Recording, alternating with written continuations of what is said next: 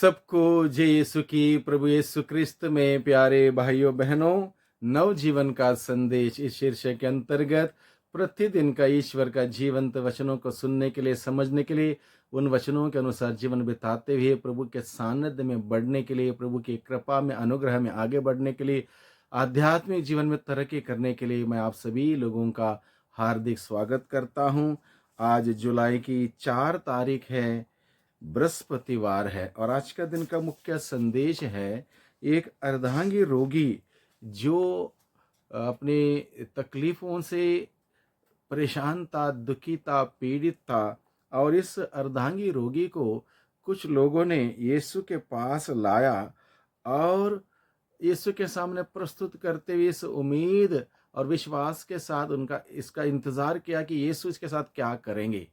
यीशु क्या करते हैं? उनका विश्वास देखकर ईसा ने अर्धांगी रोगी से कहा, बेटा ढारस रखो, तुम्हारे पाप क्षमा हो गए हैं। अब तक किसी को भी मालूम नहीं था इस व्यक्ति या अर्धांगी व्यक्ति का क्या कारण रहा जिसके वजह से ये बीमार या तकलीफ या पीड़ा में है, किसी को मालूम नहीं था। यीशु सब कुछ जानने वाले।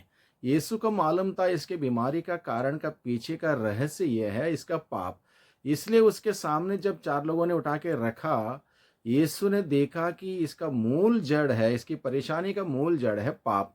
इसलिए प्रभु ने क्या कहा, बेटा ढारस रखो, तुम्हारे पाप क्षमा हो गए हैं। यहाँ पर हम लोग ये देखते हैं ईश्वर पापियों के प्रति कितना एक तरस खाने वाला ईश्वर है, कितना दया दिखाता है, कितना प्रेम दिखाता है। वो गिरे हुओं को और नहीं गिराता है, दबे हुओं को और नहीं दबाता है। गिरे हुओं को ऊपर उठाने के लिए आया, दबे हुए लोगों को ऊपर उठाने के लिए आया, जो बंधनों में उनको छुटकारा देने के लिए आया, जो तकलीफ पीड़ा परेशानी में जकड़े हुए हैं उनको आजाद करने के लिए आया। इसलिए प्रभु उन 4 लोगों को, 4 या 5 जितने भी लोगों ने उठा के लाया, उस अर्धांगी रोगी के यीशु के सामने प्रस्तुत किया। उनका विश्वास देखकर यीशु ने इस व्यक्ति को पूर्ण रूप से आजाद किया, अपनी बीमारी से, परेशानी से, तकलीफ से, पीड़ा से आजाद करते हुए कहा, तुम्हारे पाप क्षमा हो गए हैं। जैसे ही प्रभु यीशु ने कहा तुम्हारे पाप क्षमा हो गए हैं, वहां पर उपस्थित शास्त्रियों को यह बात अच्छी नहीं लगी। शास्त्री नहीं चाहते थे कि ये व्यक्ति को इस प्रकार से ठीक किया जाए या छुटकारा दिया जाए, और बहुत सारे नियमों को लेकर भी वो नहीं चाहते थे कि ये व्यक्ति को ठीक कर दिया जाए। इसलिए शास्त्री फरीसी क्या सोचते हैं या ईश निंदा करता है, यानी कि उनके मन में अनेक प्रकार के सवाल उठते हैं। या ईश निंदा करता, ईश्वर के सिवा कौन पाप क्षमा कर सकता, ये एक धारणा उनके मन में थी। इसलिए वो कहते हैं ईश निंदा करता है। उनके विचार जानकर ईसा ने उनसे कहा, तुम लोग मन में बुरे विचार क्यों लाते हो? अधिक सहज क्या है, यह कहना तुम्हारे पाप क्षमा हो गए अथवा यह कहना उठो और चलो फिरो? यानी कि शास्त्री फरीसी नहीं चाहते थे किसी को भी जो पाप में पड़कर बुराई में फंसा हुआ है, तंग में, बीमारी में तड़प रहा है, उन सबों को छुटकारा मिल जाए। शास्त्री फरीसी नहीं चाहते थे, प्रभु चाहते थे। प्रभु यीशु मसीह सभी लोगों को आजाद करने के लिए आए। इसलिए शास्त्री फरीसी सवाल उठाते, लेकिन प्रभु उनके सवाल उठाने पर या उनके विरोध करने पर, विरोध जताने पर प्रभु अपने कार्य को रोकते नहीं हैं।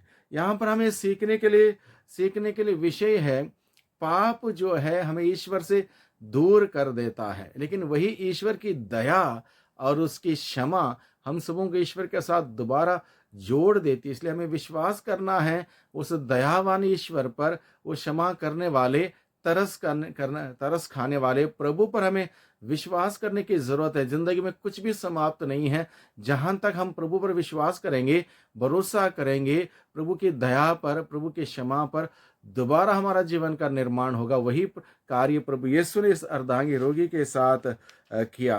प्रभु का वचन हम सबों को सिखाता है, केवल ईश्वर हमें हमारे पापों को क्षमा कर सकता है, दूसरा कोई हमारे पापों को क्षमा नहीं कर सकता। इसलिए प्रभु ने कहा तुम्हारे पाप क्षमा हो गए। जैसे पाप का बंधन खुल गया, यह व्यक्ति फिर एक बार ठीक ठाक हुआ, नॉर्मल हुआ और सारे काम दाम करने लायक हुआ, क्योंकि उसको प्रभु की कृपा की प्राप्ति हुई, प्रभु की दया उसको मिली।